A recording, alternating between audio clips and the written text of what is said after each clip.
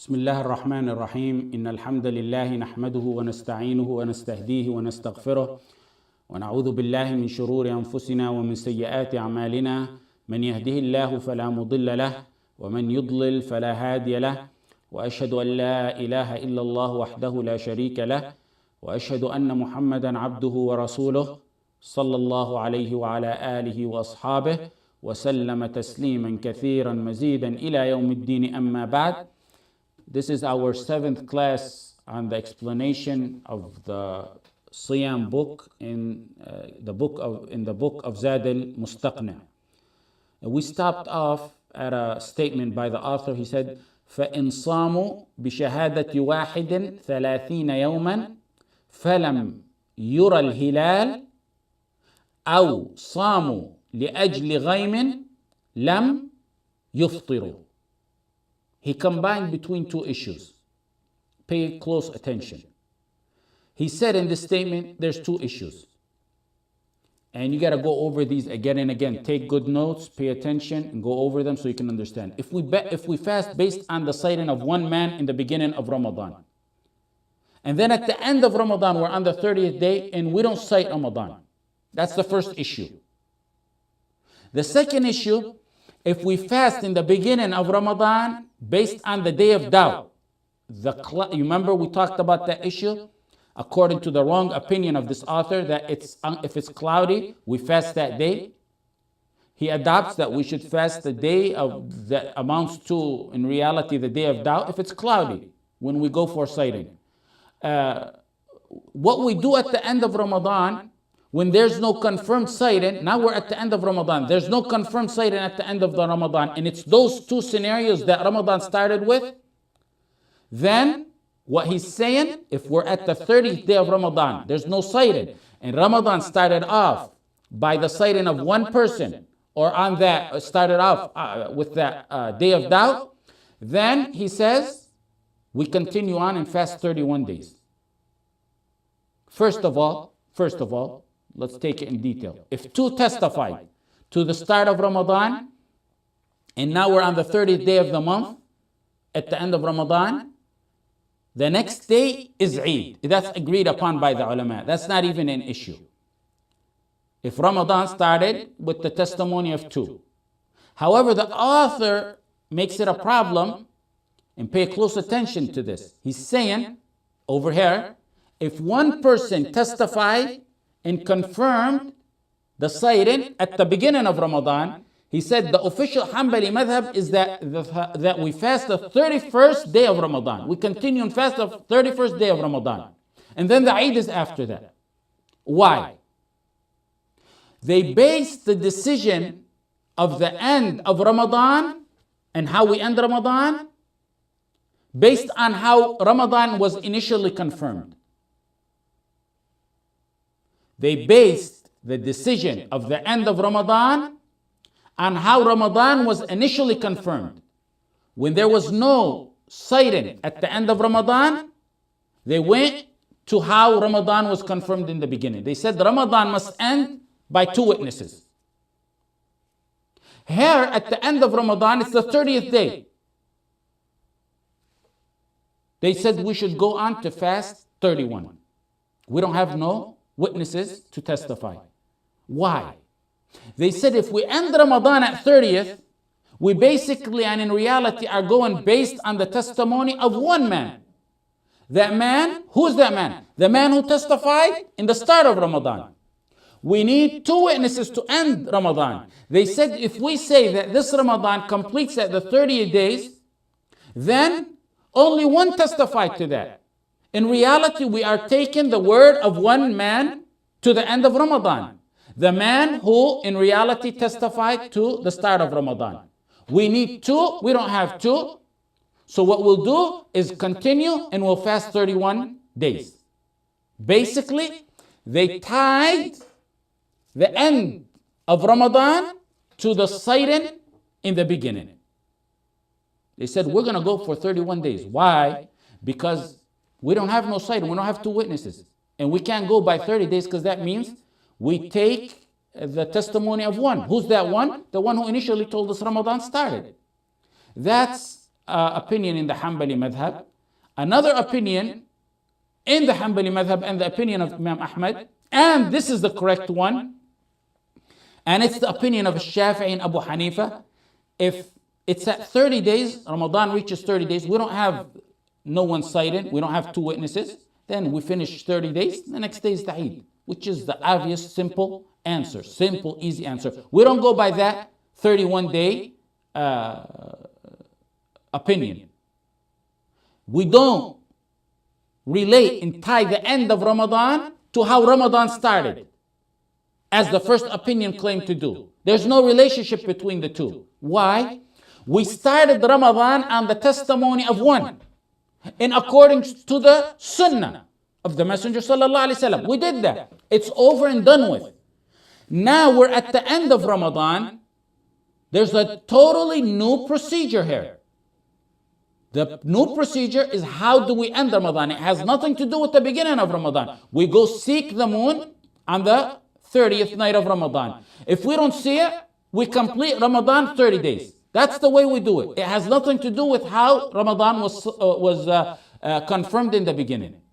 And this is clearly the correct, simple, easy opinion. The first opinion, they are in a way trying to tie the end of Ramadan to the beginning. They say, okay, it's the end of Ramadan. We don't have two witnesses. If we say we'll go by 30 days, that means we in reality took the word of that man in the beginning, the one who confirmed the sighting. That's wrong and weak rationale, and many ulama responded to that. The second issue is the same. أو صاموا لأجل غيم لم يفطروا. The second opinion, the author says, if we're on the 30th day of Ramadan, there's no sighting, we don't have two witnesses, but this scenario is different than the one I just mentioned, where they said the beginning of Ramadan started with one man. Over here, they're saying if Ramadan started because of fasting the day of Dawah, where the sky wasn't clear.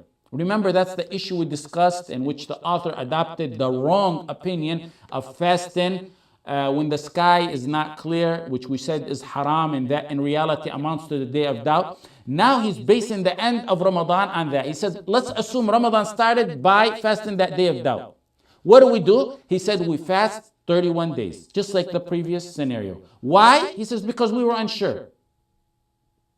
They may be correct that they need to fast 31 days since they started based on Dawah, and we said that's an improper and even a haram way to start. But this is not a scenario we even deal with. This statement of the author is not even a scenario we deal with. Why? They should not have started Ramadan, like we said earlier, based on fasting that day of Dawah, because when they said if it's an unclear sky, we're going to start our fast, they shouldn't have even done that to start off with. The method used to start Ramadan that they used was wrong. Now, at the end of Ramadan, like the previous scenario, it doesn't connect and tie to the beginning of Ramadan. You started Ramadan wrong, that's a whole issue there.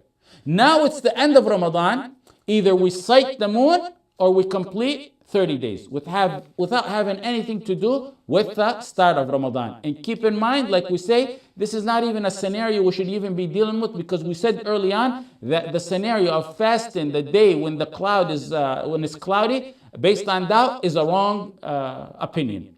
وَمَنْ رَأَى وَحْدَهُ هِلَالَ رَمَضَانَ وَرُدَّ قَوْلَهُ أَوْ رَأَى هِلَالَ شَوَّالَ صَامَ. In this statement, if a person, the author goes on to say, if a person sees the moon for the start of Ramadan alone, he's alone, he sees the moon. Or if he goes to the judge or the Khalifa and they reject his testimony. That's one. B, if a person sees the moon at the end of Ramadan, in both of those scenarios I just mentioned, he continues to fast. Let's break that down. Someone sights the moon. He's alone. Somewhere in the world, he's alone. He sights the moon, he must fast. Because we said for the beginning of Ramadan, all you need is one. He himself, one. He witnessed Ramadan. All we need is one, you start. That's the first one. Or the author saying, if one person sights the moon, he goes to the Khalifa, he goes to the judge, he goes to the Shaykh, they refuse his testimony. Maybe he has a credibility issue. Maybe the sheikh or the judge rejected him for his eyesight or for any other reason. He's rejected. He must begin to fast Ramadan on his own. For him, Ramadan began. So in summary, if a Muslim sees the moon on his own, he must fast. Whether it may be he is in some part of the globe alone by himself, he's traveling all by himself, or the sheikh, the judge, the khalifa rejected this testimony. In either scenario, he's seeing the moon, he fasts. Then the author goes, that's just the first part of the statement. Then the author says, if a person sees the moon for the end of Shawwal, the end of Ramadan, which is the moon for Shawwal. He sees the moon at the end of Ramadan. He sees it by himself. Does he continue to fast or declare Eid on his own? We say if he sees the moon in the start of Ramadan, he gotta fast, even if he's alone. Now at the end of Ramadan, he sees the moon for the end of Ramadan. We say he can't break his fast at the end of Ramadan. Why? Are you being inconsistent? We said for the end of Ramadan, how many do we need? Two. For the beginning of Ramadan, how many do we need? One. Now let me repeat that statement like the author said it and you'll understand it very well. Here's how the author said it. If a person sees the moon for the start of Ramadan alone, or if his testimony is rejected,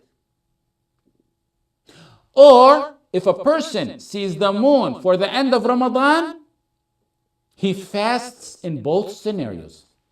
That's exactly how the author worded it. Now let's go and backtrack a little bit and discuss these statements in a little bit more detail. I cite the moon alone, or I cite the moon and the leader says, you're rejected. We're not going to take your testimony. The author said, I should fast. My Ramadan begins even if the rest of the ummah didn't start. That's for the beginning.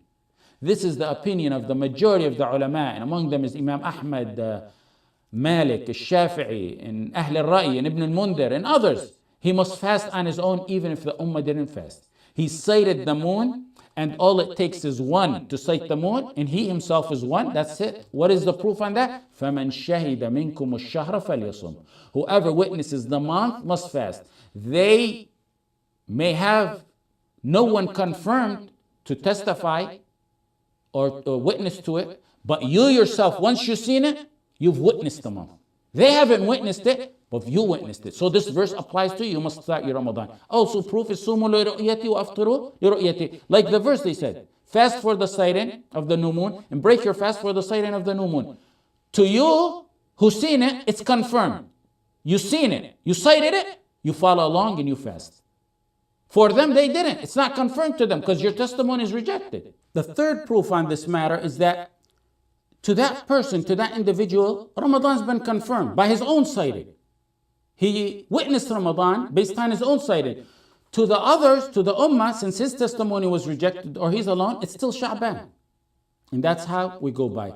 There's a second opinion, and it's an opinion also attributed to Imam Ahmad ibn Hanbal, and it's what Ibn Taymiyyah adopts, and Al-Hasan al-Basri and Ibn Sirin and others adopt, but it's not the official Hanbali madhab. The official Hanbali madhab is the first opinion I mentioned. This opinion, they say we reject the person should reject his own testimony, meaning he shouldn't start Ramadan on his own. Their proof for that is that the ummah needs to start Ramadan as an ummah. صَوْمُكُمْ يَوْمَ تَصُومُونَ. You fast the day people fast, the hadith says, and you slaughter the day people slaughter. The hadith means the ummah as a whole fast together.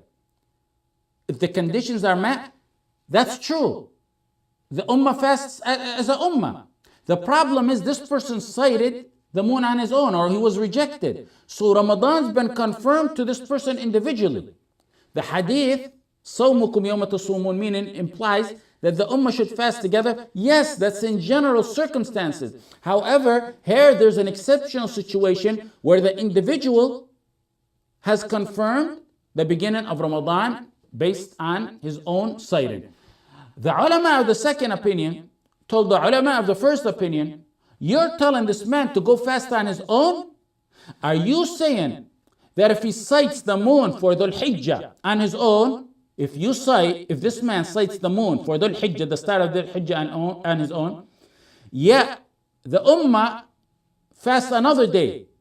Does he go, since it's Dhul Hijjah, does he go stand on Arafat by himself, and then the next day the Hujjaj go, and then Muna, he stands and goes to Mina on a different day than the ummah, or he goes to stone the shaitan on a different day than the ummah? The Hujjaj are doing one thing, and he's doing another thing because he sighted the moon on his own. The first group responded back and said, no, you got it wrong. The month we allow the testimony of one is only the start of Ramadan. The end of Ramadan and every other month, including Dhul Hijjah, needs the testimony of two, so your rationale is unfounded. Ibn Taymiyyah, who's part of the people who took the second opinion, he used to adopt a special opinion that many disagreed with, in that the crescent, the hilal, it's not really considered a shar'i hilal unless it becomes widespread, known, and popular among the people. He considered that as an additional restriction. Many of the ulama disagree with him on that rationale. As to the hadith that implies fasting with the ummah or the group, or the fasting is the fasting with the group, in the second opinion, that's an overall general situation. That's how it usually is. But there's exceptions, because if one confirmed the sighting on his own, he witnessed Ramadan on his own. But the overall situation is that the ummah, of course, fasts as a whole. The next point. أو رأى هلال شوال أو رأى هلال شوال صام. This individual sees the crescent of the end of Ramadan, which is the hilal that belongs to Shawwal. He sees it on his own. Someone sees the moon that starts the month of Shawwal, which is the month after Ramadan. That means Ramadan is over. So does he go and break his fast on his own? No, we already said that. Why? The majority opinion, Hanafiya, Malikiya, Hanabila, of course the author of this book adopts it. If you see the hilal, the crescent for the end of Ramadan, alone, you don't declare your own Eid, nor do you break your fast. You have to fast the next day. Why? Because he's one man. The rule for the end of Ramadan, we need two. Now, a second opinion, Maliki, Shafi'iyya, and Ibn Aqil, and Ibn Hazm, said he breaks his fast, but he doesn't do so publicly to avoid the fitna or the accusations. Why? Why does he do it in secrecy? Because, for example, a woman on her menstrual cycle, or a traveler who's excused, they're exempted from fasting. But they shouldn't be walking around eating out of respect to the month of Ramadan, out of respect to Muslims, and more importantly, to avoid being accused. In fact, some narrated the ijma' that if one is allowed to break his fast, if someone's allowed to break his fast during the month of Ramadan for an excuse, it should be done in secrecy. The correct opinion of those two opinions is that he does not break his fast if he sees the moon for the end of Ramadan. Why? They said he could be mistaken. That's okay. But the more important reason is because we know by proof that to end Ramadan or every other month is beginning and end, it requires two witnesses. Someone will say you're inconsistent.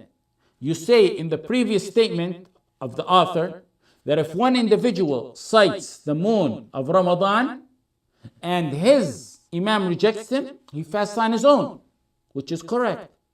Then you're trying to tell me at the end of Ramadan, if he cites the moon for the end of Ramadan, he should not break his fast, he should not declare Eid on his own, or at least break his fast. You're being inconsistent, they say. Notice how delicate fiqh is.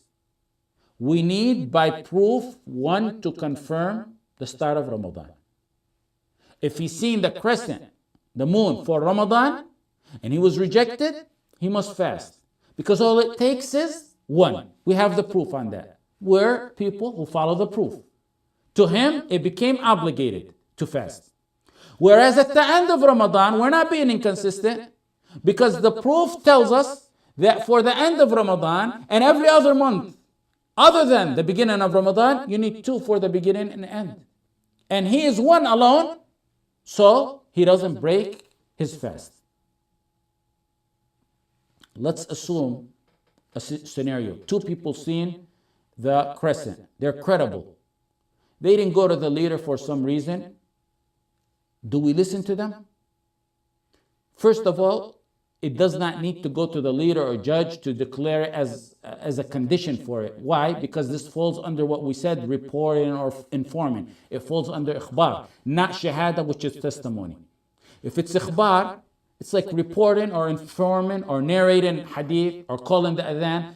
It's like relaying information. A shahada is different, it's testimony. A shahada needs to go to the judge to declare it, look into the situation and declare it. Ibn al-Qudama al-Mughni said, if two credible men see the hilal, the moon of Ramadan, they can break their fast because of the testimony of each other, as well as anyone else who knows these two people and knows that they're credible. فَإِنْ شَهِدَ شَاهِدًا فَصُومُوا وَأَفْطِرُوا. In Sunan al-Nasa'i, the hadith is, if two witnesses testify, then break your fast, according to their citing. This is not considered testimony, which needs to go to the judge to scrutinize it. Al-Mughni said, if those two see the crescent of Ramadan, they can break the fast for each other's testimony.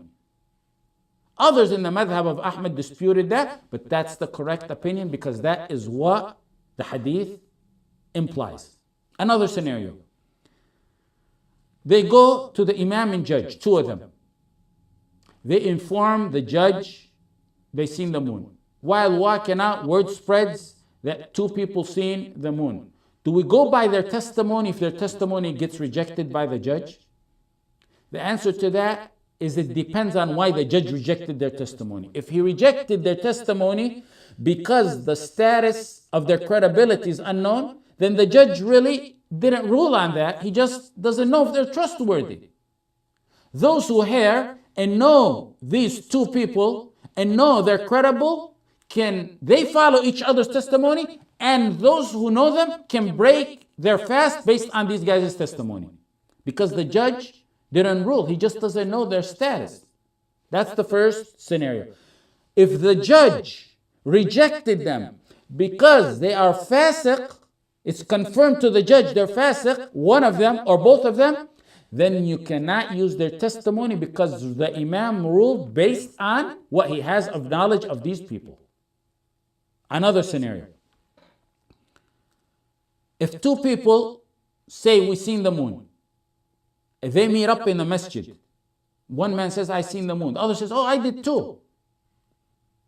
Yet they don't know the status of each other. Do they break the fast and declare Eid because each one of them said, oh, I seen the moon, the other said, I seen? No.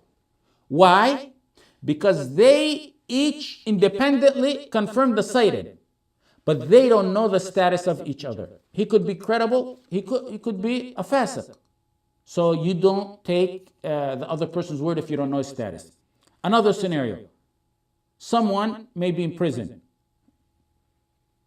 or in some kind of situation. May Allah subhanahu wa ta'ala protect you and guard you from that. Someone doesn't know if it's Ramadan, if it started or not. He's in prison, he's in a solitary. He doesn't know what month it is.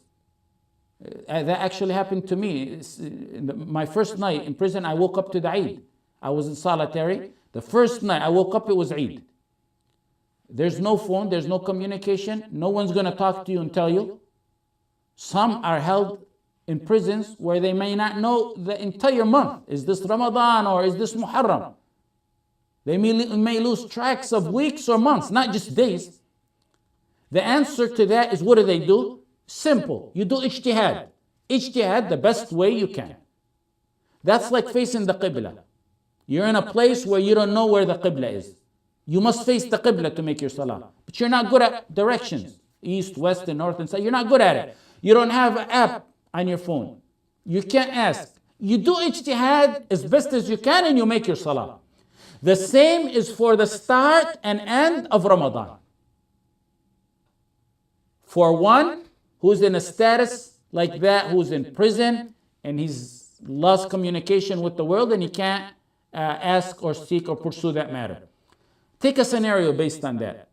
If he finds out during Ramadan, it's Ramadan, and his guess, his ijtihad is good, he's good.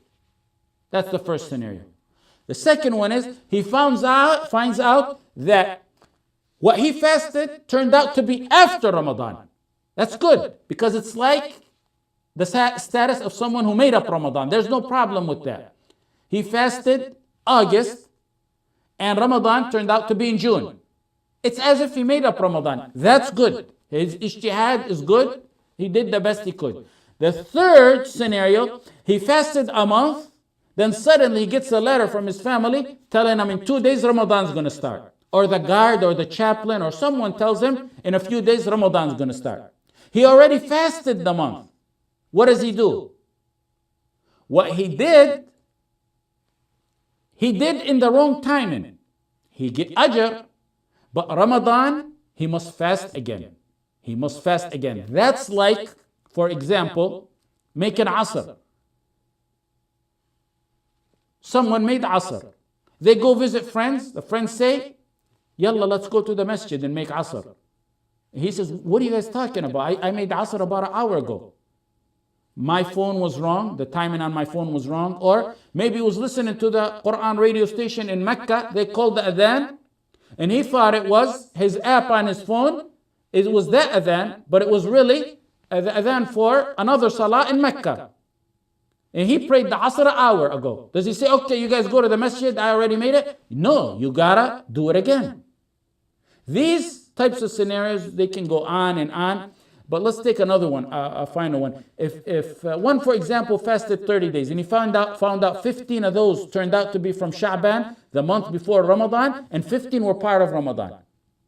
The 15 before Ramadan, he needs to make them up. He did them before the proper timing. That's like one who prayed Asr before its time. Or similar to that. If he fasted 30 days and he finds out days he fasted were days of Eid of Dhul Hijjah or the Eid of Ramadan. The 3 days of Eid Dhul Hijjah or the Eid of Ramadan. Some of the days that he was fasting thinking that Ramadan turned out to be Eid. The Eid of Dhul Hijjah or which are 3 days, and the Eid of Ramadan. What does he do? He must make up those days because it's haram to fast those days.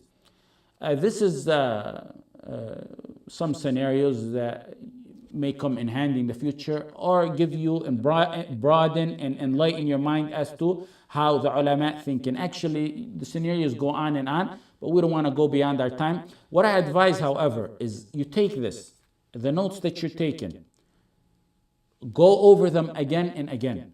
You have to do homework on your own. To be a faqih, you have to do homework on your own. Go over these again and again. And you may want to listen to the audio again. Possibly that's even as good as going over your notes. Listen to the audio several times. Then you're going to realize that what we're saying is going to sink in. Why? For two reasons. The start of this book is somewhat difficult. I'm trying to break it down as easy as I can, and I ask Allah subhanahu wa ta'ala to aid me in that. But the start of this booklet is slightly difficult. You know, these issues are slightly difficult. And also, you're in the beginning of a new knowledge. This is fiqh. Like in Tawheed, in the beginning, some were having difficulty understanding.